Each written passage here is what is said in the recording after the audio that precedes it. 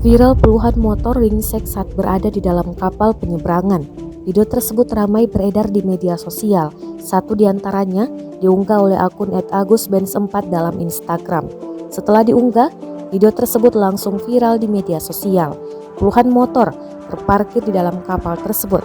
Akan tetapi, beberapa saat kemudian puluhan motor tersebut mendadak ringsek.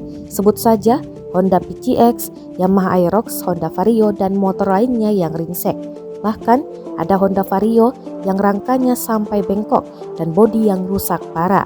Ternyata kerusakan pada motor-motor tersebut terjadi lantaran kapal penyeberangan menuju Pulau Talaut diterjang ombak besar. Kondisi ini pun membuat Yamaha Aerox hingga Honda Vario yang terparkir di geladak kapal bergerak tak terkendali dan berakhir menderita kerusakan parah. Video insiden motor ringsek itu pun mengundang beragam komentar dari sejumlah netizen.